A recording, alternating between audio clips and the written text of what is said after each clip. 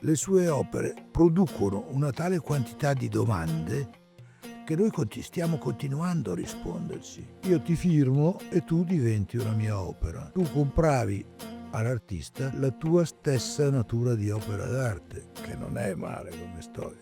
Tu mi devi dare 30 grammi di oro zecchino in cambio del contenuto di 30 grammi della mia merda.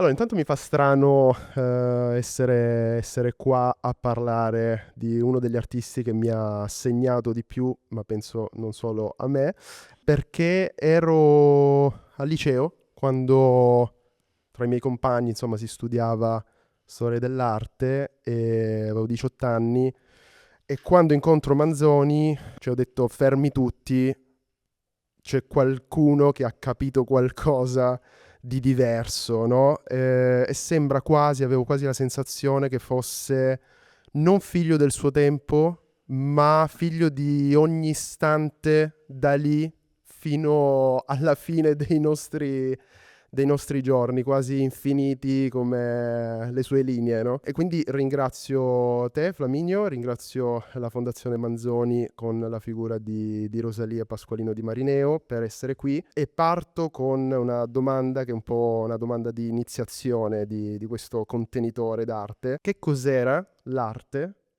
per Manzoni? Ma bisognerebbe distinguere cos'è l'arte quando Manzoni ha iniziato a farla e cos'è stata l'arte dopo un po' che Manzoni la faceva, perché quando è iniziata l'arte Manzoni faceva cose che altri facevano.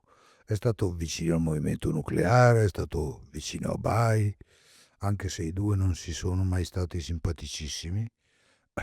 Tra l'altro devo dire una prima caratteristica: Manzoni ha avuto pochissimi amici veri dentro il mondo dell'arte, perché in realtà era un animale atipico. Quindi gli stessi colleghi lo maneggiavano con molta difficoltà e poi aveva delle caratterialità anche strane, ma quella è un'altra faccenda che ci porterebbe lontano e nell'aneddotica che mi divertirebbe moltissimo, ma non è forse il caso. Quando Manzoni si avvicina all'arte, decide che vuol fare l'artista, perché c'è un punto in cui uno decide che ci deve perlomeno provare, inizia a fare delle cose che hanno a che fare con il nuclearismo, che era già una forma avanzata rispetto all'avanguardia classica. Dobbiamo tener conto che c'era l'informale era una cosa quasi canonica ormai, mentre perché aveva rinnegato tutte le avanguardie precedenti, quelle astratte, concrete, eccetera, eccetera.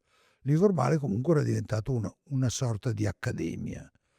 Tu studiavi da informale e ci riuscivi, c'era gente che aveva talento, pensiamo a gente come Vedovo per esempio, San Tommaso, tutta gente nobilissima, ma facevano quel lavoro lì e in qualche modo tu giovane potevi scegliere se conformarti al loro modo di fare, che era una cosa assolutamente possibile, anche perché era un campo abbastanza illimitato di esperienza, oppure cominciare a scavare per capire perché ci fossero queste norme, perché si fossero creati e solidificati questi paradigmi.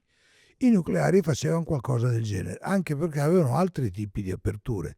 Per esempio, è molto presente nel caso di un artista come Vai, per esempio, questa idea dell'ipotesi nucleare, di tutto questo che consegue, che è una questione che qualche artista ha vissuto in maniera diversa dagli altri. Pensiamo a Fontana, pensiamo a Manzoni, pensiamo a Vai, cioè l'idea che com'è possibile fare la stessa arte sotto la minaccia nucleare? Cioè quando nella mia testa penso che il mondo può finire da un giorno all'altro per una cazzata fatta dall'umanità. Ecco, allora intorno a quello Manzoni comincia a elaborare delle forme che dal punto di vista tecnico sono ancora molto giovanili, molto acerbe. Tra l'altro è un lavoro che io stesso, che tendo a rivalutare qualsiasi cosa abbia fatto Manzoni, considero comunque un lavoro minore. Certo. I cosiddetti marziani, quelle cose lì sono cose che stanno benissimo, sono importanti nel clima di quel tempo. Quando una cosa sta nel clima del suo tempo, vuol dire che non ha altro da fare che stare nel clima del suo tempo. Poi però Manzoni da lì fa scattare quel relè che è il suo tipico, e lo fa scattare secondo me con il lavoro delle linee. Le linee sono, non solo perché lo dico io, ma perché l'ha detto gente più autorevole di me, a cominciare da Fontana, sono dal punto di vista concettuale veramente uno spostamento d'orizzonte pazzesco. Ti fermo un attimo, perché stiamo accelerando tantissimo. Vorrei capire come inizia lui ad approcciarsi all'arte e come tu lo scopri. Cioè, cosa pensi appena inizi a interfacciarti con la figura di Manzoni? Ma io venivo comunque da una formazione, io sono laureato in archeologia, per cui non dovrei neanche parlarne, non avrei titolo di parlarne di queste cose, ma questo non ci riguarda. Io fondamentalmente volevo studiare Fontana e ho studiato tantissimo Fontana. Fontana perché è un artista genetico pazzesco, secondo me.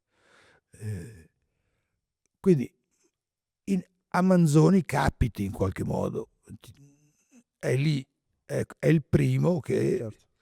anche perché lo dice lo stesso Fontana che l'altro artista dopo di lui è Manzoni, quindi di fatto non è un'investitura con lo spadone sulla spalla, ma è una dichiarazione che per Fontana valeva e pesava. Allora, quando ho cominciato a guardare Manzoni, ho cominciato a capire che aveva fatto un tipo di operazione analoga, non sto dicendo che era la stessa, sto dicendo che aveva concettualmente agito come Duchamp ha agito a suo tempo facendo le sue cose, cioè ha spostato il piano del discorso dalla pratica al ragionamento sulla pratica, al perché. Ha cominciato a chiedersi ossessivamente perché faccio questo, perché si deve fare così, perché si può fare così, perché si può fare in un altro modo, cosa succede se si fa in un altro modo. Di fatto ha schiantato la gabbia delle regolamentazioni artistiche. Infatti una delle cose che io ascrivo sempre a grande merito di Fontana, nonostante i miei 40 anni e oltre di insegnamento all'Accademia, è che Manzoni all'Accademia c'è stato 2 o 3 giorni. Ha frequentato un po' il nudo ci si andava perché si disegnava la modella. Quello lì è stato quello che a lui serviva dal punto di vista pratico, ma Manzoni non ha fatto l'Accademia perché non voleva fare Accademia, perché l'Accademia era anche quella moderna, quella in cui insegnavano quelli che ci sono già più simpatici dei vecchi tromboni, era comunque un luogo dove qualcuno ti insegna le regole. Perché qualcuno ti deve insegnare le regole? Che regole ti insegna? A che titolo lui te le insegna? Allora, è entrato in un discorso che, ridendo e scherzando, ha cominciato a dilattarsi a tutto il sistema dell'arte. A che titolo io faccio l'artista? A che titolo un critico fa il critico? A che titolo un mercante fa il mercante, il gallerista, come si usava dire allora, che era una cosa un po' più nobile del mercante. Cioè, che cos'è quello che noi chiamiamo arte? E lì le domande diventano pesanti e bisogna cominciare a dare risposta. Manzoni aveva trovato, tra l'altro, quella è stata la sua virtù straordinaria, un modo di dissolvere i saputi che non era mai l'atteggiamento contro, un atteggiamento di dichiarazione. Io vi dico che non è così. No, lui faceva le sue cose, sembravano scemenze. Lui ti diceva che sono un po' scemenze, ma non è quello il punto. Solo che stanno lì, e questo è molto duchampiano, sono come la partita di scacchi di Duchamp, cioè io invento delle cose, ma E se non necessariamente il cavallo può funzionare così, la torre può funzionare così, che cosa succede a tutta la partita? Cosa succede al pensiero degli scacchi? E in quel senso lì Manzoni arriva già a toccare al tempo delle linee dei punti che assolutamente erano unici e che soprattutto lo avevano collocato totalmente fuori, non dal suo tempo, che sarebbe una sciocchezza, era nel suo tempo benissimo. Altri, per fortuna, come lui, Asna Sonnenberg e qualche altro, l'hanno capito subito quel lavoro di Manzoni, ma è un modo di guardare, di chiedersi anche che cos'è il mio tempo. Il mio tempo nel 57 scegliamoci un anno, 57 che è molto presto per noi. Ancora c'erano ancora i pretori che condannavano i bikini in spiaggia, cioè vuol dire,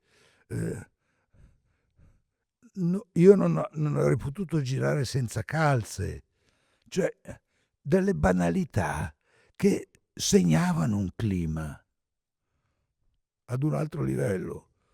In Italia potevi votare Democrazia Cristiana oppure Democrazia Cristiana oppure Democrazia Cristiana oppure il Partito Comunista. Dice, ma tertium datur? No, non datur. Cioè era un sistema che aveva una facilità straordinaria nel mutuarsi ai suoi principi primi e ad affermarli come assoluti.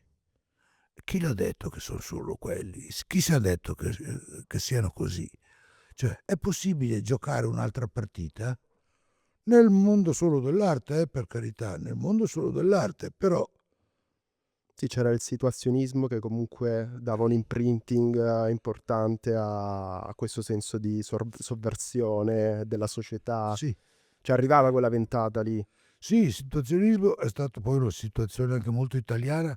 Secondo me non ha avuto più di tanto a che fare con Manzoni, anche perché il situazionismo era, dal punto di vista di Manzoni, era troppo politico. Invece il famoso congresso di Cosio da Roscia, dobbiamo citare anche Cosio da Roscia, che era una cosa divertente, erano tre fessi che mangiavano il pollo, però tanto noi c'eravamo, gli altri non c'erano, quindi era importante, c'eravamo noi, uno era Guy Debord, ma di fatto c'era già una politicizzazione che avrebbe portato poi alla crisi del situazionismo. Il situazionismo è stata una cosa importante. Asger Jorn è stato un artista importante, con dei limiti però, che comunque Jorn aveva deciso di non uscire dalla macchina pittorica.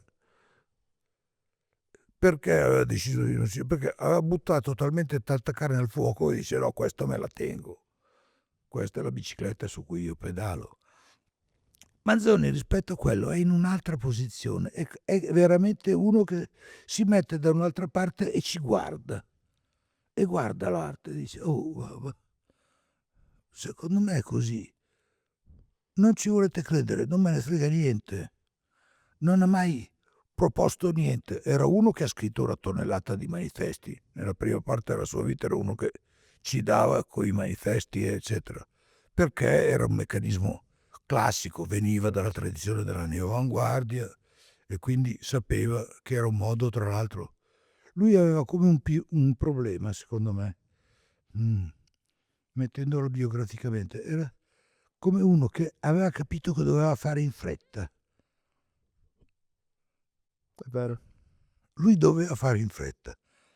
E ha fatto in fretta. E ha fatto in fretta, ha fatto tutto in fretta ed è stato sufficiente il tempo. Secondo me poco ne avesse avuto ancora un pochino di più sarebbe stato perfetto. Comunque quelle sono scelte che non facciamo noi. Ma per lui è importante il fare in fretta. Il fare in fretta vuol dire bruciare le tappe, non perdere tempo a fare tutti i gradi del cursus honorum. Allora, cosa faccio rispetto a cursus honorum? Intendo quello dell'arte. Galleria d'avanguardia, poi galleria un po' ufficiale, poi mercato di un certo tipo, ci arrivo dopo un po' di anni. Però ci vogliono un po' di anni, io non ho tempo, no. Allora cosa faccio? Non mi interessa. Ma perché secondo te aveva questo timore? Boh? Mm, No, non era un timore. cioè, questa fretta, questa pressione, questa pressione. Lui poi arrivava dalla borghesia, quindi era una posizione privilegiata, ma staccandosi dal fatto che non sapesse propriamente disegnare, dal fatto che in un momento è stato anche un po' un multipotenziale volendo, no? Cioè voleva fare scrittura, musica, arte, non capiva bene. Quindi questo distacco era quasi necessario per lui per intraprendere un percorso artistico, quindi dire ok, guardo da fuori. Sì, ma secondo me aveva un altro tipo di ansia che era molto esistenziale. Cioè lui sapeva che doveva arrivare ad un certo punto e secondo me un punto abbastanza definitivo lui l'ha fatto, quindi in anni, pensiamo che anni erano, quando ha fatto Socle du Monde, quei lavori lì. Sembra che volesse mettere dei punti e volesse Eh, riscrivere delle regole che valessero per tutti. però che valessero per tutti, ma in che partita? In che ambito? Che gioco si sta giocando? E questo è il bello. Quindi ha bisogno di fare in fretta. Fare in fretta corrisponde tra l'altro al suo modo di lavorare. C'è uno che inventa cose ad una rapidità. Io ho sempre pensato a questa cosa che ci serve per capire, almeno con i miei studenti, è sempre servita per far capire come funziona. Mozart fa le nozze di Figaro, facciamo. Con il materiale sonoro delle nozze di Figaro, un musicista contemporaneo va avanti 2 vite a lavorare. Lì c'è una profusione di cose, invenzioni, armoniche, eccetera, eccetera, strutture compositive, buttate lì così. Mozart mi piace e secondo me Manzoni è in questo un po' mozartiano perché è uno che non gliene frega più di tanto. Non ti dà mai la sensazione che gliene freghi qualche cosa, veramente. Nel senso che non si paluda mai. Anche se all'inizio era complicato, magari nella prima fase milanese, farsi il nome, ecco perché magari tanti manifesti, Ma tanti certo, quello scritti è stata la sentivano. fase in cui l'ha usato lui. Sì. Lui tra l'altro il movimento nucleare, la sua adesione, vero presunto al movimento nucleare, in realtà io lo considero una specie di taxi. Era il taxi che ti portava un po' prima alla meta dove volevi arrivare per poi scendere e cominciare a camminare. In quel senso lì ci stanno i Marzianetti, ci sta Milano e mitologia, ci stanno tutte quelle cose. Ma quando arriva, e si può dire insieme al suo amico Castellani e a pochi altri, abbiamo trovato uno spazio che era un magazzino di un deposito Negozio, sì. di mobili, capi? Cioè una roba che anche noi che siamo abituati a spazi marginali boh, pensiamoci bene. Ecco, qui c'è il mio spazio, io qui posso fare quello che voglio e quello che posso fare è una mostra. Prima mostra ovviamente di questo spazio era la sua mostra. Tra l'altro lui ha avuto una grande botta di sedere, secondo me, perché ha fatto la mostra delle linee e ha avuto subito un riconoscimento che è davvero una targa al valore, una stroncatura micidiale del Corriere. Borgese è quello che in qualche modo ha contribuito alla fama di Manzoni. Ma come? Il critico autorevolissimo, severo, eccetera, del Corriere dedica una pagina intera a insultare un giovanotto. Perché? È meraviglioso. Io tra l'altro ho una perversa passione per Borgese, perché Borgese, se tu vedevi come dipingeva, ti chiedevi perché lo facesse, ma ti chiedevi che cazzo di Mm. che cosa passasse in quella testa lì. perché era uno che contemporaneamente aveva la capacità di leggere il lavoro che lui detestava in una maniera straordinaria, cioè gli argomenti della stroncatura di Borgese sono argomenti forti, precisi, di uno che ha capito che cosa non vuole capire. Mentre, giusto per citare degli altri nomi, Absit Inuria, ma c'erano un sacco di critici d'avanguardia che magari sarebbero stati più vicini a queste posizioni un po' outré che usavano artisti giovani come Manzoni, dice magari da quello lì un barlume magari gli è venuto. No, gli è venuto a uno che non c'entrava niente. Però in termini di cose è stato perfetto, perché vuol dire nel tuo gioco del Monopoli uno come una stroncatura autorevole del Corriere ti fa saltare 3 caselle, Sì. fai molto prima. Da lì in poi, se pensi, lui ha una serie di occasioni che si ripetono. Quando facevo la biografia mi accorgevo che a me piace finire i capitoli, come fanno, quando è finito un capitolo ti senti meglio. I capitoli di Manzoni non finivano mai. E ha fatto anche questo, e ha fatto anche questo. Cazzo, ne inventavo una al giorno. Perché? Perché ne aveva. E perché sapeva che doveva uscire tutto fuori, tutto fuori, tutto fuori. Ho l'impressione che quando si inizia a entrare nel tunnel Manzoni è come se lui avesse instaurato una sorta di filtro Manzoni, perché lui vedeva delle cose, cioè lui vedeva Pino Galizio che faceva i rotoli di pittura industriale e faceva la linea. Vedeva Yves Klein che faceva i monocromi o le performance con le modelle, le impronte, eccetera. Faceva le firme con le modelle, faceva i monocromi, gli acrom. Cioè, non so se quella roba lì era, ok, assorbo, ma Non credo che si fossero assolutamente, anche perché tu hai citato con pertinenza i rotoli di pittura industriale di Galizio, ma non è da lì, secondo me, che Manzoni tira fuori l'idea della linea. Anche perché rotoli di pittura industriale, ecco, sono molto più Cosio da Roscia, sono molto più situazionisti legati a... Anche perché c'è una ridondanza dello sporco, del far male.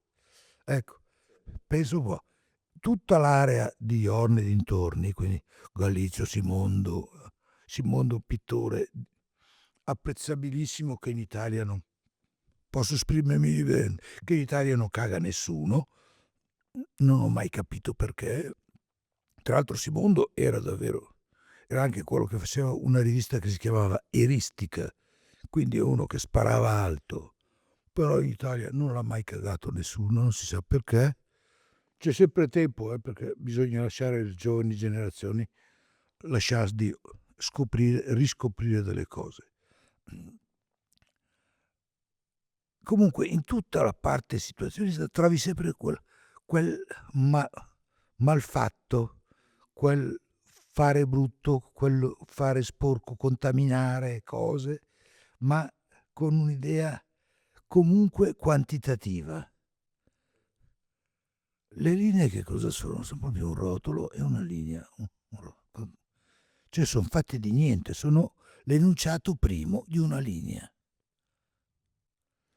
e prima di allora forse anche il concetto di fiducia, no? Cioè instaurare con lo spettatore, il pubblico, un senso di fiducia dove questa linea io non potevo accedere, no, a questo contenitore, se no l'opera andava vanificata. Quindi questa cosa è una parola chiave che inizia a essere il punto di forza poi di Piero Manzoni. Sì, ma tra l'altro qui io farei una piccola parentesi, perché secondo me Manzoni ha assunto alcuni codici importanti da un'esperienza che normalmente non si cita per un artista, che è il fatto che comunque lui ha avuto una seria e profonda educazione cattolica.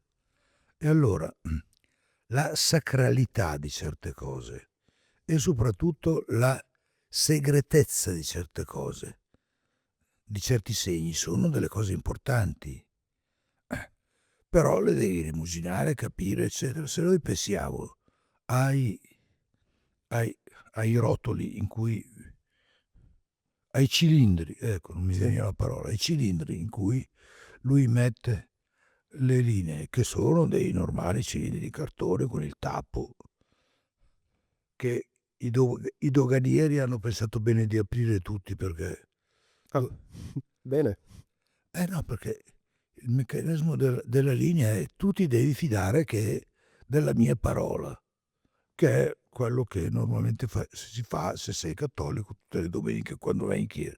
Ti devi fidare che succeda la cosa che tu non vedi succedere.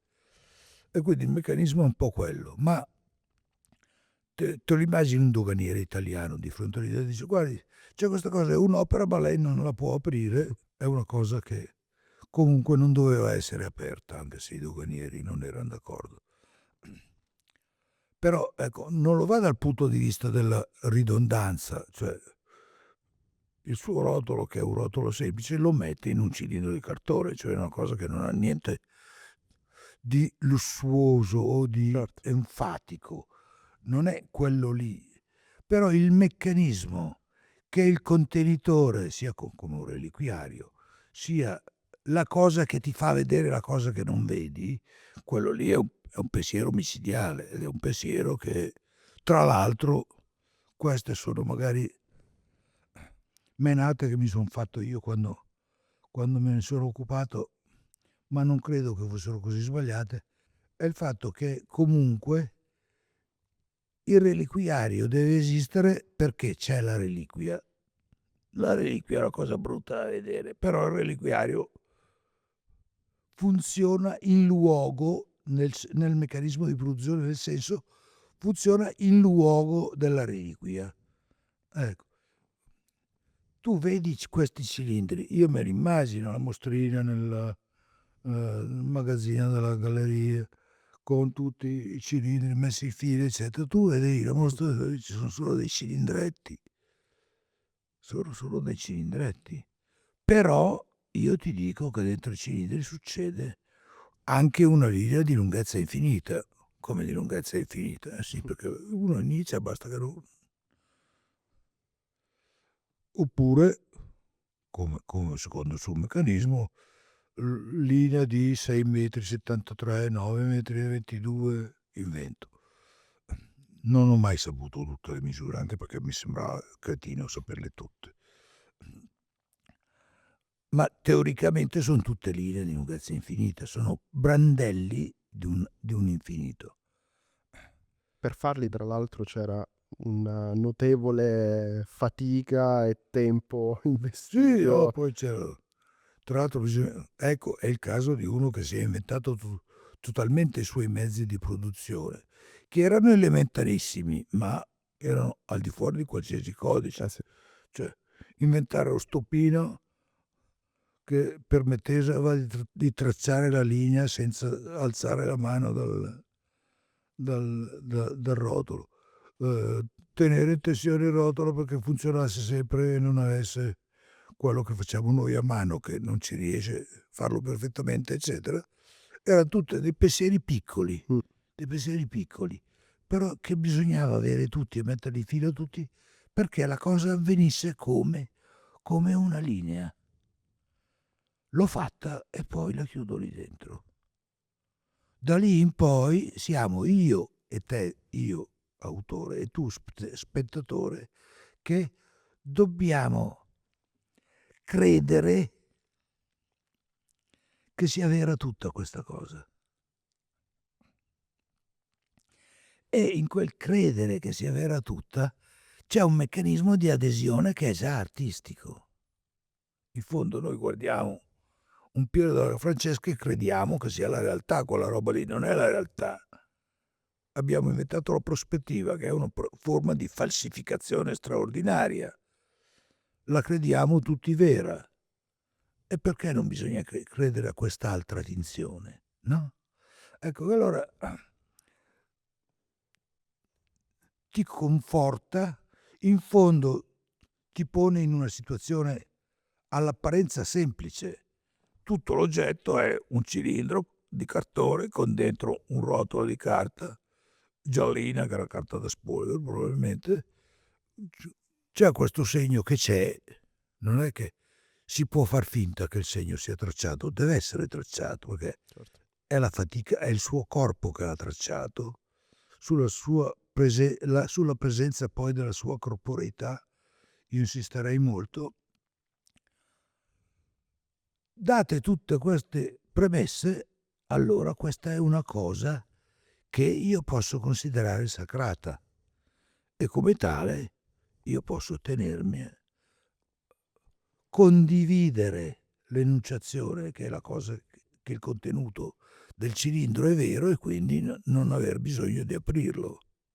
Da lì passa veramente poco, perché abbiamo detto che il segmento di attività è molto ristretto, a un'indagine che, probabilmente arriva più al concetto di artista che a scavare il significato dell'arte, no, cioè lui inserisce, nella propria vita l'arte come se coincidesse, no, e mette anche il suo corpo, quindi parliamo di corporeità, parliamo di liquidi, parliamo di fiato, e di tutta una serie di cose che vanno a certificare la figura dell'artista, non più come produttore ispirato di arte che rappresenta, ma arte che è. Tra l'altro consideriamo il fatto che tutto il lavoro di Manzoni è sempre Piero Manzoni che fa qualcosa. Cioè, non c'è nessuna possibilità di anonimizzare l'artista. In fondo, tu ami Rothko, credo di sì. Come era fatto Rothko? Era bello, era brutto, era intelligente, era scemo, non avevamo la minima idea. Cioè, io l'ho un po' studiato, ma facciamo finta, puoi far finta di non sapere altro che stare di fronte a queste apparizioni ieratiche bellissime. Se togli Manzoni ai Manzoni non c'è niente. Cioè, Manzoni è necessario alle sue opere. E questo è un altro mutamento di prospettiva che hanno capito piuttosto un po' i Fluxus. I Fluxus hanno capito ben Vautier, Maciunas moltissimo, eccetera. Hanno capito che c'è questa soggettivizzazione dell'artista, che è anche un modo di risolvere l'antica querelle, l'arte e la vita, eccetera, eccetera, semplicemente identificando tutto nell'arte. Non c'è più la vita. Manzoni che vita ha? Francamente chi se ne frega la vita che ha, no? Manzoni è l'artista, totalmente l'artista. E in quanto tale allora di nuovo cambia una serie di codici rispetto, non è un professionista dell'arte. Lo faceva poi ovviamente, c'erano delle occasioni mondane quando scrive le lettere ai suoi rarissimi mercanti o galleristi eccetera, c'ha il listino prezzi, c'ha tutte le sue cose a modo. Poi scrive al gallerista, questo qui è una delle lettere più belle che io conosco, quando scrive al suo gallerista gli dice: "Senti, io vorrei fare una cosa", credo che fossero le linee con le modelle, credo, non mi ricordo bene, so che vorrei fare una performance con un'azione, un evento con le modelle. Mi servirebbero un teatro dove farlo e ho 200 modelle da firmare. Quindi sto gallerista dice: "Che cazzo di domande sono?" Gli serviva quella roba, cioè c'è anche un modo di spettinare molto radicalmente i confini di quello che un artista può e non può fare. Ha senso che faccia o che non ha senso che faccia, eccetera. Cioè è una situazione indefinita molto particolare. Poi non gli hanno noleggiato 200 modelli perché Secondo te ci aveva preso gusto in qualche modo? Cioè, faccio una parentesi, i cinegiornali, mh, cioè che erano dei semplici servizi, cioè erano servizi sì, televisivi che si possono vedere tutt'oggi. Però è come se fossero esattamente incanalati, no, in quello che era la sua pratica artistica e quasi davano motivazione di spingere più in là la sua ricerca, cioè come se facessero parte. Certo, anche perché tieni conto che tutto il mondo era molto più semplice. Macettelli, che era quello che faceva i cinegiornali di mestiere, era una persona sufficientemente amica. Io tra l'altro credo che vedersi nei bar agli artisti servirebbe molto anche oggi. Adesso ci son pochissimi artisti che si frequentano e che frequentano altra gente, invece il bello era proprio quello. Allora incontri questo qui, che cosa fa i cinegiornali. I cinegiornali eran quei notiziari che stavano, al cinema e servivano il tempo perché le macchine nel frattempo dovevano riavvolgere la pellicola, eccetera. Quindi eran delle cose che duravano un quarto d'ora, una cosa di questo genere. Avevan vari servizi, informazione leggera.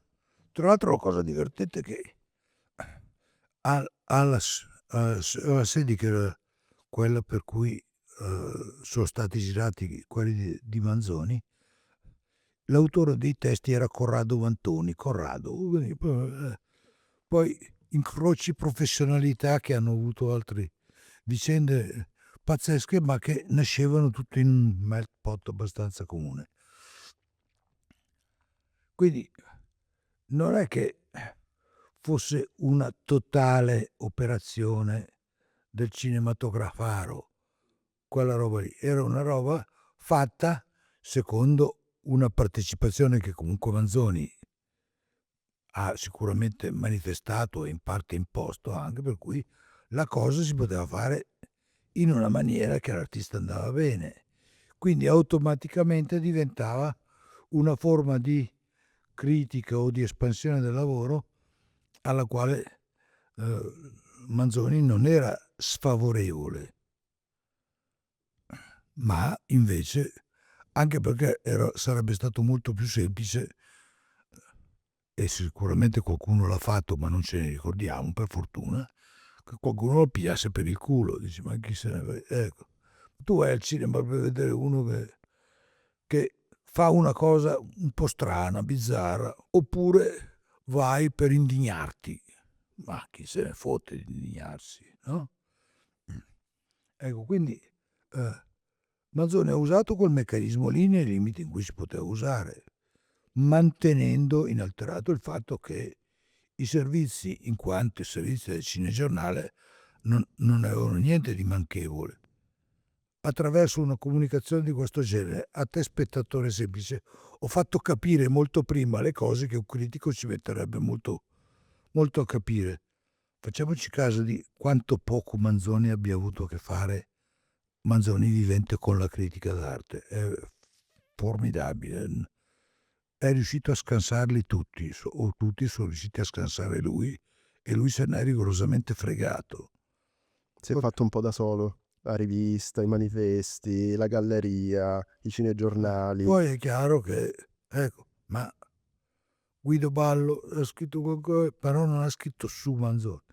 Una Dorfles, ma non su Manzoni. Cioè, erano qua, servono anche i critici perché sono degli oggetti dell'arredamento dell'arte, però con le giuste misure.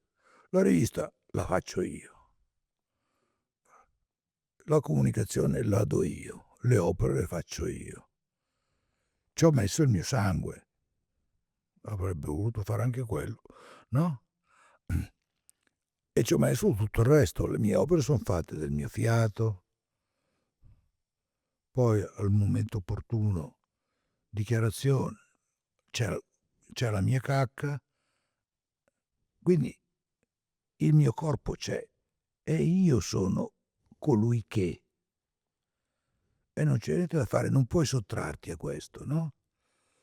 Sì, è incredibile come Merda d'artista arrivi semplicemente nel suo flusso di creazioni, cioè era parte di quello Sì, che era la sua pratica, quindi il fiato, eccetera, e non aveva idea che fosse poi, no, che avesse quel tipo di potenziale. No, assolutamente no. Secondo me c'è un ragionamento pratico che Manzoni ha bisogno, in certi momenti ha bisogno di far vedere tante cose.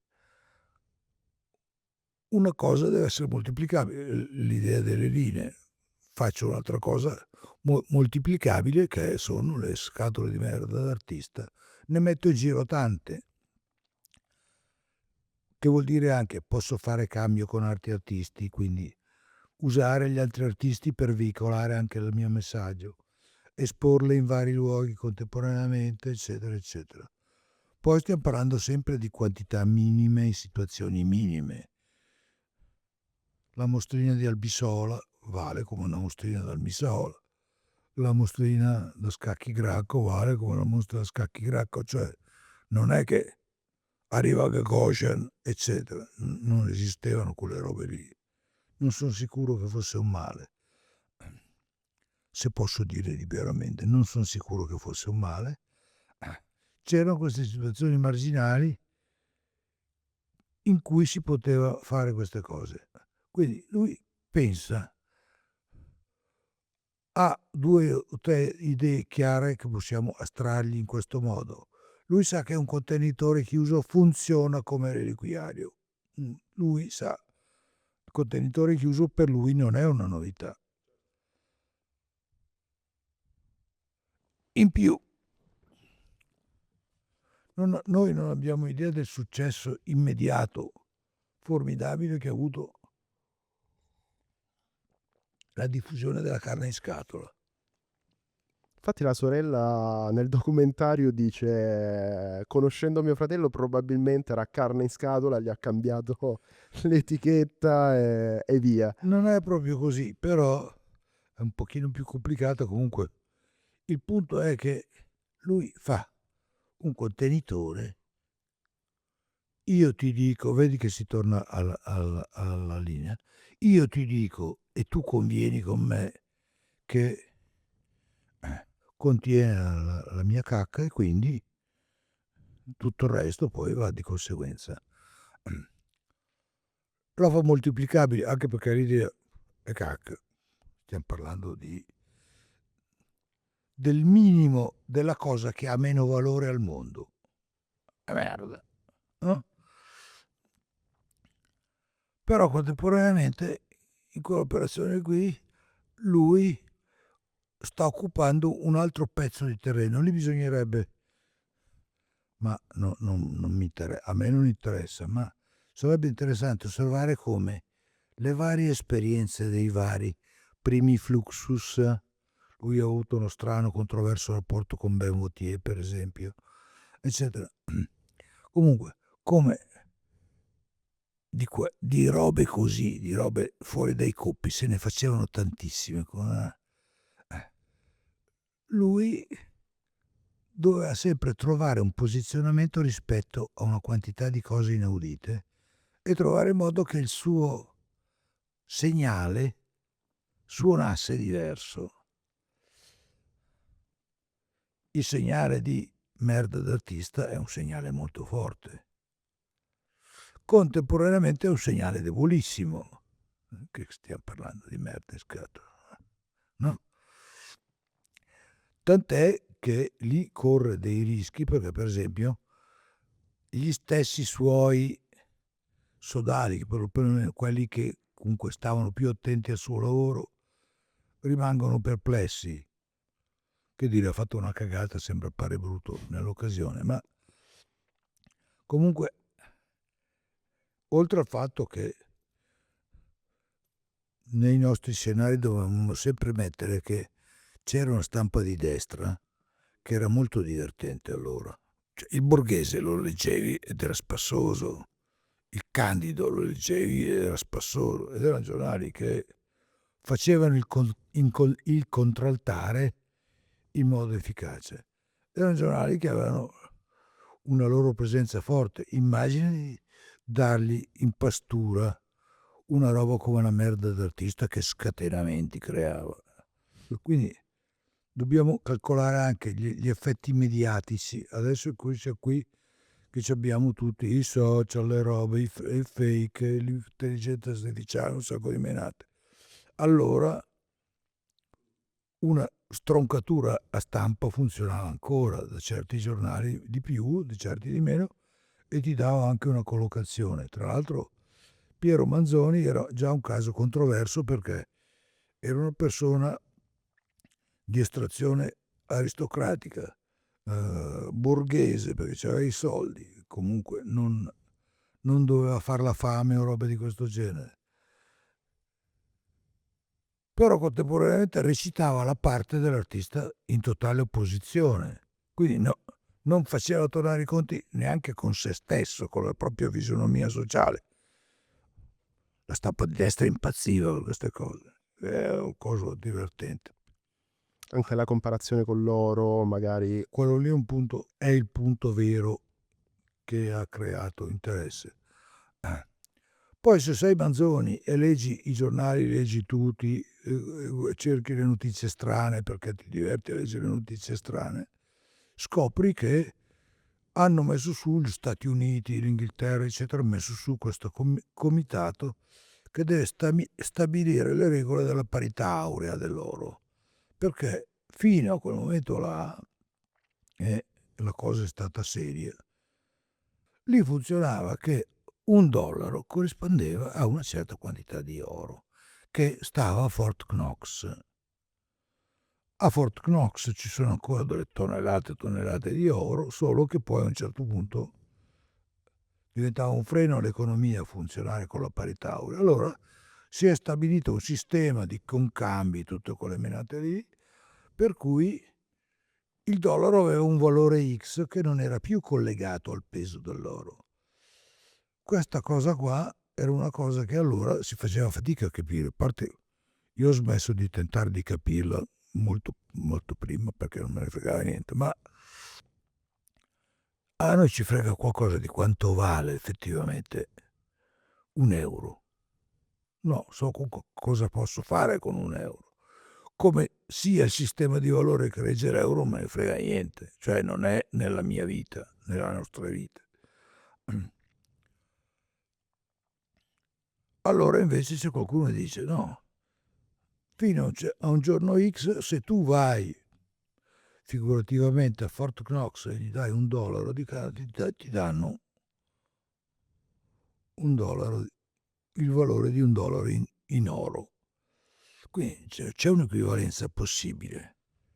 E allora Manzoni dice, allora,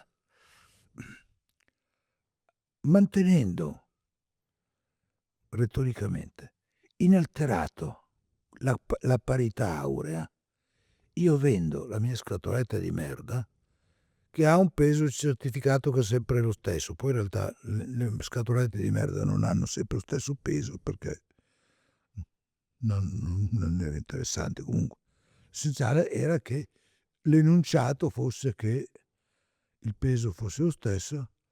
Qui dentro tu mi devi dare 30 grammi di oro zecchino in cambio del contenuto di 30 grammi della mia merda. Cioè, ha stabilito la parità aurea della merda, che è congiungere due estremi mentali che non si riescono a tenere insieme. Tra l'altro c'è stato un signore che davvero l'ha fatto, un critico, poeta che si chiamava Alberto Lucia, davvero, abbiamo testimonianza perché Manzoni gli ha rilasciato regolare ricevuta, che gli ha pagato 30 grammi di oro zecchino in cambio di un esemplare della merda dell'artista. Quindi sappiamo che è avvenuta una transazione come voleva Manzoni. 700 lire al grammo. Sì, ma quindi non è che gli ha dato neanche Sì, tanto. sì, sì. Però il In concetto confronto a era, quanto vale ora. quello là gli ha dato effettivamente, questo è il mio mucchietto di 30 grammi d'oro, adesso tu mi dai una scatoletta di merda. Quindi ha reso plastica questa equivalenza assurda, no? Ed è una cosa che io trovo straordinaria, perché prendere la cosa che più abbiamo eretto a disvalore la merda, no? Se facciamo l'elenco delle situazioni svalutative in cui è presente la merda, non si finisce più. Ed è anche un po' stucchevole, chi se ne frega. E creare un meccanismo in cui invece, in cambio del peso della merda, io ti do dell'oro zecchino, cioè il sublime, ma ti porti dietro secoli di buddismo, cristianesimo, eccetera, eccetera, che affidano l'oro e la luce, Certo. tutte le cose belle che sappiamo dell'oro, tutta quella roba lì la metti e dici benissimo, allora ti do quel mondo lì in cambio di quel mondo qui. E allora di C'è nuovo, indignazione, diciamo, un minimo. e comunque un effetto di Sì. straniamento. Da critico pensi perché lo fa? Per provocare, per prendere per il culo. Per prendere per il culo di sicuro, ma non per fare una barzelletta. Lo fa cacciandoti. Cioè lui sceglie una cosa dalla quale tu non puoi sottrarti. La scatoletta di merda funziona così. Allora, accetti o non accetti che sia possibile? E cazzo, come faccio ad accettarlo? Però l'opera è così. Allora, sposti e guarda che le operazioni poi estreme che ha fatto, le linee di sicuro, la merda di sicuro, Socle Monde di sicurissimo, eccetera, sono poche all'interno del suo lavoro, perché altre cose sono magari un po' più non banali, ma un po' più telefonate, voglio dire. La storia di firmare il basamento delle console modello, di firmare le modelle, eccetera, è una cosa che mi affascina. Pensiamo a Pigmalione, io che vengo da quegli studi là, ha fatto Pigmalione, l'ha rimesso in gioco tutto il mito di Pigmalione. Però di fatto non è un'invenzione che sconvolge. Poi tieni conto anche che ci sono ambiti in cui agisce non necessariamente con sgradevolezza. Il merda d'artista ci mette una sgradevolezza pazzesca. Lui voleva fare anche, i morti in plexiglass, Sì, cioè sì. comunque delle operazioni anche lì Sul corpo, sgradevo sempre sul sul corporeo. corporeo, certo. Anche perché tieni conto che lui comincia a firmare le cose, firma qualsiasi cosa. Quindi la sua idea è la mia firma dà carisma alla cosa. Se ho firmato un uovo sodo, diventa un Piero Manzoni. Teniamo conto tra l'altro di tutte le cose che si possono dire anche banalmente intorno all'idea di come si compra l'arte, una firma, tutte le menate. Però di fatto, Si è anticipato anche una pratica dei brand, esatto, no, cioè le capsule, l'idea che prendo un artista, una personalità, prendo la sua firma, il suo tocco e qualsiasi cosa faccia, il mio prodotto commerciale, qualsiasi sia la sua qualità, ha uno stampo credibile, no, anticipato un po' anche questo aspetto. lo fa con la firma, poi lo fa con il suo fiato. I palloncini, i corpi d'aria, hanno un valore diverso, era scritto, era contrattualizzato. Se li ha gonfiati lui, valgono molto di più che se te lo gonfi da solo. Perché? Perché il fiato d'artista, perché diventa un'opera dell'artista. Le uova poi, consumazione dinamica, che è una performance tra l'altro, pregherei di guardare le date delle grandi settimane della performance negli Stati Uniti, eccetera, e confrontiamole sempre con le date della consumazione dinamica, della consumazione dell'arte dinamica del pubblico. A lui non interessava entrare nella storia delle performance, lui ha fatto un evento Sì, sì, sì, sì. pazzesco, ma Alan Capro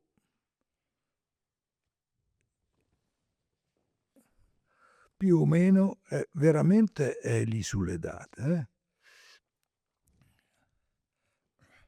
Quindi, ma di nuovo il suo corpo, l'impronta del suo corpo. Noi sappiamo che nelle reliquie non sono solo i pezzi del corpo di un santo, ma anche gli oggetti, le cose che lui ha toccato. Per esempio la storia del saio di San Francesco. Il saio di San Francesco vale come una reliquia di San Francesco, è il saio suo. Quindi i meccanismi sono molto simili. E lo fa col fiato e lo fa con la sua firma. Poi tutte le cose che io considero non collaterali, ma esperienze diverse, che tanto erano tutte fatte il mese prima, il mese dopo, eccetera. I certificati d'autenticità. Io ti firmo e tu diventi una mia opera. Quindi tu compravi all'artista la tua stessa natura di opera d'arte, che non è male come storia. No? Poi però come faccio a certificare? Cioè i certificati di autenticità, i blocchetti, i timbri, i bollini, eccetera.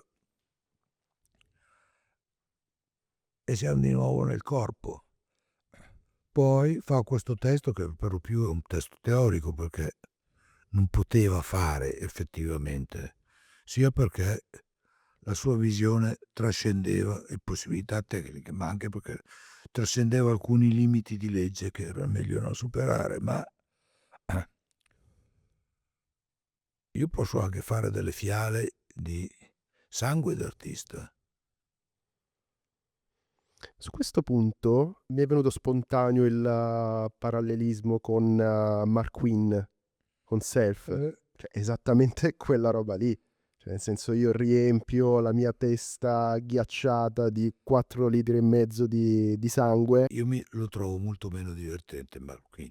Cioè, ci sono una quantità di pratiche contemporaneissime, eccetera, che hanno trattato Manzoni come se fosse uno scaffale di supermercato. Prendo due robe, che palle. Tra l'altro con la stupidità del copione di tutti quelli, che noi dovremmo essere abbastanza stupidi da non accorgerci che quelle robe lì sono tutte robe riprese, riedizioni, subedizioni, scopiazzature, vice scopiazzature, eccetera. Mi sembra un po' ridondante. Poi, vabbè, l'operazione di Mark Quinn è comunque, come dici te, non divertente, è anche fisicamente impegnativa, quindi ha un altro tipo magari di approccio. Però effettivamente qual è l'eredità poi vera di Manzoni? Non rispetto agli artisti, ma proprio alla fruizione che se ne fa dell'arte, no? Le linee, Socle du Monde, gli acroma, non abbiamo parlato degli acroma. Cioè, abbiamo addirittura nel nostro discorso ci è venuto naturale fare così. Abbiamo dimenticato che lui è l'autore degli acroma, sono quadri che si autofanno, dei quadri totalmente inespressivi, quindi rivolti magari al castello piccolo del mondo dell'arte, comunque sono delle botte, dei coglioni micidiali. Cioè, sono opere che si fanno da sole. Anche cosa rappresentano? Niente. Di che colore sono? Ma sono senza colore. Cioè, tra l'altro, achrome, non monocromi. Cioè, la differenza che non è solo un gioco verbale di Manzoni rispetto al clan è proprio nel concetto di achrome. Non c'è il colore. Allora, che cos'è questa tela? La prendo così com'è. Uso il caolino, tra l'altro il caolino è un oggetto assolutamente misterioso. Si usa il caolino. Qualsiasi ceramista ve lo dice che cos'è il caolino. Però viene una sostanza biancastra. Bagno la tela, la colloco e poi aspetto che asciughi e quella roba lì è l'opera. Io non ho fatto niente, almeno i miei gesti non hanno creato nessuna diretta modificazione, l'opera si è fatta da sola. Ci sarebbe da pensarci un bel po' su quegli argomenti lì. Manzoni li ha fatti, poi basta. Quindi Sì, poi è ritornato sulle michette. sì, poi dopo si può fare con quelle, ecco le cose che considero sempre un po' non di derivazione, ma all'interno del suo percorso sono conseguenze di cose già fatte e tutto sommato prevedibili. È chiaro, se tu neutralizzi col bianco una cosa, puoi neutralizzare qualsiasi cosa col bianco Certo. e ne fai un po'. Poi quando stava a Herning ne ha fatte un bel po' di cose. Cioè ora con le balle di paglia micidiali sono di una bellezza incalcolabile, perché poi che sono balle di paglia, cioè niente però che sta lì. Tra l'altro niente che poi però tu te lo vai a vedere in un museo, quindi che cos'è successo? Cazzo, no? Sì. Abbiamo citato tanto Soc du Monde, che Sì. probabilmente è la mia opera, una delle mie preferite in assoluto, perché quando ti imbatti in un artista che decide all'improvviso di far sì che il mondo intero sia un'opera d'arte. Herning ha avuto questa idea qui di fare un'opera molto antigalileiana, che è prendere e dice vabbè, il mondo è fatto così, c'è l'asse del mondo un po' inclinato, i gradi, le cose, eccetera, eccetera, ma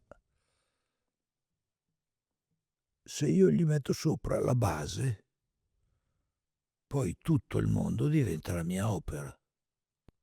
Anche le opere stesse degli altri.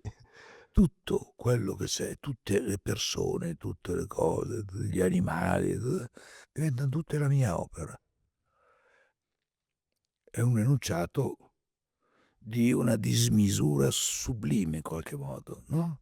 Semplicemente con la scritta capovolta, quindi cambio di prospettiva. Scritta capovolta.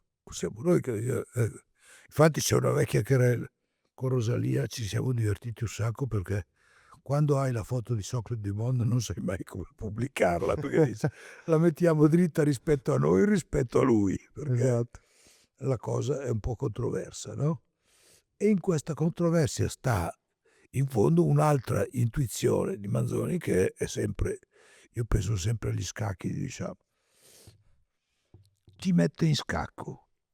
Allora tu cerchi di reagire e ti ritrovi di fronte a un nuovo scacco e poi ancora un nuovo scacco.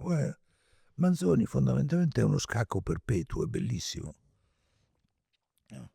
E ancora adesso, arrivato alla mia tenera età, adesso un altro libro mi sa che non me lo faranno più scrivere. Tanto ci metterei io molto più tempo a farlo e non so se voglia, ma però adesso abbiamo inventato sta cosa, a me piace molto venire qui, parlare, dico le mie robe, poi va bene così e si fa molto meno fatica che scrivere, che io faccio una fatica bestia a scrivere. Ma in ogni caso c'è ancora un aspetto, un bel po' di aspetti di Manzoni che mi affascinano e che vorrei approfondire. Il fatto per esempio che all'inizio lui abbia usato delle occasioni palesemente incongrue come se fossero normali, per esempio il fatto di fare la sua prima mostra alla Mostra Mercato di Soncino, per esempio. Dico, Che era la sua città natale, ma comunque era era un una ambiente. fiera agricola, Sì. cioè che cazzo stai a fare lì? Cioè potrebbe essere letta come un'ingenuità estrema, molto giovanile, quindi ingenuità estrema, ma anche come una segnalazione del fatto che dice: a me di tutto l'apparato non frega niente. E devo dire che poi se pensi alla sua storia, in che gallerie importanti ha esposto Manzoni vivo, Manzoni morto è esposto dovunque. Manzoni vivo in che gallerie è esposto? Vero.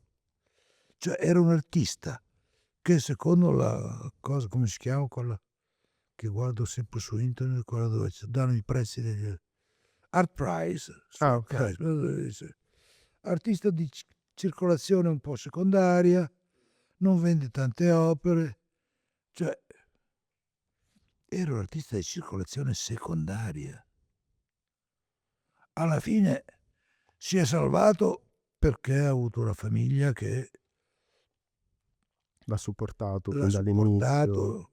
supportato ed è andato avanti a supportarlo, perché il problema poi non era supportarlo da vivo, che era un problema, ma era soprattutto supportarlo dopo, cioè consentire alla conoscenza effettiva del suo lavoro di espandersi, di radicarsi un po' e quindi di cominciare a fruttificare.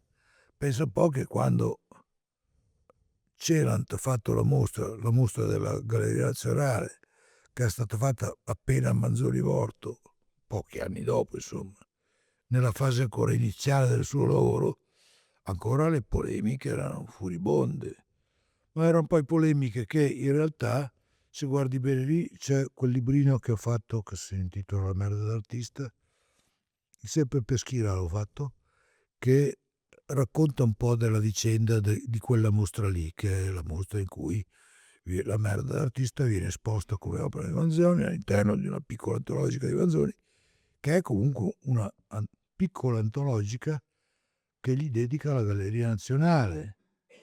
Quindi dici, beh, allora qualcosa sta succedendo. Stava succedendo che infatti si sono tutti incazzati con la Bucarelli che aveva speso il denaro pubblico per fare la mostra di Manzoni, bla bla bla bla bla bla bla bla, e il giudice che poi ha detto, ma cazzo, non stiamo parlando neanche di opere d'arte. Io poi una cosa che so per vecchia esperienza, che tutte le volte che metti in mano un giudice in Italia delle cose che hanno a che fare con l'arte, le considero delle perdite di tempo. Adesso, io che sono un giudice, mi sono sformato sui codici, eccetera, eccetera, poi arrivo qua e mi rompo i coglioni per uno che mette la merda in scatola. Di che stiamo parlando? No? Tra la serietà autorevole della legge, io penso sempre ai giudici di Domie, no? Quelli tutti impaludati, eccetera, eccetera, poi arriva uno che dice, c'avrei questa roba qua, bisognerebbe decidere. Che decido? Perché devo decidere? Che cosa c'è da decidere? Quindi sono alterazioni. Io penso sempre che non sia solo un problema dei poveretti che stanno ai Campi Flegrei, gli spostamenti della faglia sotto cui, sopra cui noi ci muoviamo. Ci sono anche delle faglie che sono quelle in cui stiamo noi e che ogni tanto hanno delle botte di stabilizzazione, di assestamento, di stabilizzazione e di assestamento. Manzoni è uno che lampeggiando così in modo casuale ti molla degli spostamenti e poi tu devi essere attrezzato per reggerli, oppure non sei attrezzato per reggerli e succede quello che succede. E questo mi affascina molto. Tra l'altro è una specie di vita ulteriore di Manzoni, perché le sue opere producono una tale quantità di domande che noi stiamo continuando a risponderci. Le opere sono... È finito quello che le faceva, ma non è finito l'effetto di senso che le opere stanno provocando. Infatti, curiosamente, non riusciamo a dirci, beh, Manzoni è uno che negli anni 60 ha fatto, fine anni 50 ha fatto quelle robe lì, non lo puoi datare. Per quello che quando dicevo all'inizio non mi sembra che sia figlio del suo tempo, è proprio perché appartiene veramente a ogni istante che viene dopo. E non sappiamo come va a finire Sì, ancora, perché sì. E non so neanche se oggi sarebbe riuscito ad essere Piero Manzoni o venisse in qualche maniera incanalato all'interno delle logiche capitaliste del mercato. non lo so neanch'io, ma in realtà sono ipotesi che non possiamo Non fare, possiamo fare assolutamente. perché noi tenderemo a rispondere come risponderemmo noi, che non siamo lui Che però. non siamo lui. Se eravamo lui era una storia diversa, ma qualche cosa di clamoroso. Sarebbe servito un artista così, che non ci son più gli artisti così. Perché pensiamoci un po', nella grande genia dei matti, l'ultimo grande matto è stato Boyce probabilmente. Sì, aveva comunque un suo una sua filosofia molto, ristretta secondo, determinati ingredienti, non so come dire. Cioè Manzoni, sembra sempre che cerca, universalità delle cose. Sì. Mettere un punto al di sopra di tutto, sempre. Lui non ti dà mai la sensazione di essere dentro il mondo dell'arte.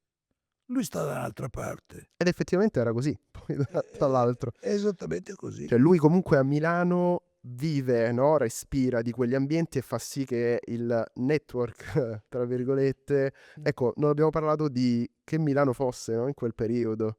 Quali ambienti si frequentavano nel Vabbè, dopoguerra, eccetera. se ne vengono lì, non sono argomenti molto divertenti, anche Non perché sono non sono divertenti. Perché questo è interessante, nel senso che adesso per chi vuole fare l'artista è difficile trovare dei punti di riferimento dove dici: "Okay, vado lì, frequento, capisco". Sì, ci sono le inaugurazioni delle mostre, ma lì, in quel periodo, cioè tu andavi al bar Giamaica, avevi tutti lì. faccio spezzo una lancia a favore dei bar di Brera. Non solo Giamaica, anche da Janis che era quello di Certo, fronte, eccetera. Anche il Brera era sì, importante. sì, sì, sì, sì. Bar Brera tra l'altro aveva delle decorazioni, per dirti, la nostra nobiltà aveva delle decorazioni bellissime fatte all'epoca da un mio collega anziano, allora di Brera. È arrivato il proprietario nuovo, aveva smantellato tutto, ma chi se ne frega della storia. Adesso è un bar normale. Compenso il bar Brera, il Giamaica ci fanno pagare ogni volta che bevi qualcosa ti fanno pagare anche tutti i grappini che si è bevuto Manzoni senza pagare. Come fanno a costare così tanto le robe? Ma questi sono altri discorsi. Ma no, ma erano ambienti in cui potevi galleggiare. Lui tra l'altro ha avuto per un paio di momenti importanti una passione che era molto più letteraria. Lui era uno che leggeva moltissimo, non che andava tanto in giro, leggeva moltissimo, ascoltava tantissima musica. Era un solitario. Sì, cioè era uno che fondamentalmente per certi versi bastava a se stesso. Quindi ecco, tant'è che quando è l'unico caso in cui quando ho trovato un artista importante che gli ha dato retta, che era Fontana. Fontana aveva quell'età e quel carisma per cui non ha creato nessun tipo di antagonismo, ma appena ha trovato uno che era vai, che con il quale invece l'antagonismo sarebbe stato possibile, l'ha subito ignorato e ha chiuso lì la cosa. Quindi non gli interessava prendere parte a quella partita lì, non gli interessava proprio. Sì, anche se ho letto comunque nella biografia che hai scritto che, ci sono dei tratti in cui sembra quasi che rosicava della non considerazione di alcuni, sia colleghi che critici. All'inizio lui vuole diventare artista. Diventare artista deve essere una targa che qualcuno ti appiccica alle chiappe. E a lui quella cosa lì mancava all'inizio. Tra l'altro ha trafficato un po' con la filosofia, ha trafficato un po' con la letteratura. Dice: "Ma che faccio? Ma adesso" però era ancora in una fase che, vivaddio, qualcuno si poneva dei problemi, lui si è posto dei problemi e non aveva già la risposta. Quindi quando si è detto: "Faccio l'artista", veniva da una maturazione che non so che cosa comportasse, ma che lui sapeva. i primi quadri, i chiodi, eccetera, eccetera. Cioè, venivano fuori da una serie di esperienze che lui aveva fatto. Ma fondamentalmente tu non sai niente finché, è molto simile ad adesso, finché non ti attaccano i cuoricini e quindi non... Ecco. So che non possiamo ipotizzare cosa avrebbe fatto, ma secondo te quello che abbiamo visto era il cuore della sua opera o era solo l'inizio di No, qualcos'altro? no. Non mi stupirei, per dire, adesso facciamo dei discorsi dei sei dei ma che valgono come i discorsi dei sei dei ma. Manzoni era uno che poteva benissimo anche arrivare a poco dopo la morte e dici: "Va bene, adesso basta, faccio un'altra cosa", e smettere proprio. Secondo me, ci sta come possibilità, non che l'avrebbe fatto, non lo so, ma come possibilità smette, proprio smette. Ci stava. Ma non possiamo pensare, perché purtroppo la nostra testa fa succedere dei meccanismi che noi ci aspetteremo certe cose, un nuovo periodo del suo lavoro. Cosa vuol dire un nuovo periodo del suo lavoro? Lui il suo lavoro va a periodi, no. Cioè, cerchiamo di applicare un sistema di previsione al contrario, sulla base di una normale personalità artistica. All'inizio ti avevo chiesto che cos'era l'arte per lui. Ti voglio chiedere a questo punto che cos'era un artista per lui. Lui, Lui. Ecco, forse l'obiettivo e l'ossessione che si percepisce era questa, cioè l'obiettivo era far sì che si potesse andare a ricostruire una definizione di artista attraverso la sua persona? non credo che gli interessasse la definizione, gli interessava che lui fosse riconosciuto artista. Che poi lui fosse un paradigma artistico è un altro discorso. Non è stato un paradigma artistico, lo è stato per un po' di gente no. Ma credo che avesse un obiettivo paradossalmente molto più ambizioso e quindi molto più limitato. E in quel co Okay. e così lui ci sta. Noi solitamente finiamo con una domanda che in questo caso, te ti fai portavoce dell'artista. Se fosse qui, se fosse intervistato e se quello fosse un microfono aperto a tutta la popolazione mondiale, Mh, cosa direbbe secondo te? non so, anche una cosa banale direbbe, no, non credo che gli sia mai appartenuto neanche un milligrammo di sicumero lui. Lui era una persona di una naturale modestia. Paradossalmente quando noi diciamo una persona modesta pensiamo sempre ad una cosa che toglie, no, è così, è così. Lui è così. Quindi cosa avrebbe detto? Avrebbe detto: "Vaffanculo, che cazzo mi chiedi?" Questo avrebbe detto: "Vaffanculo, che Era cazzo mi proprio chiedi?" la risposta che mi Sì. aspettavo. E su questo vaffanculo ti ringrazio. Grazie a te. Grazie mille.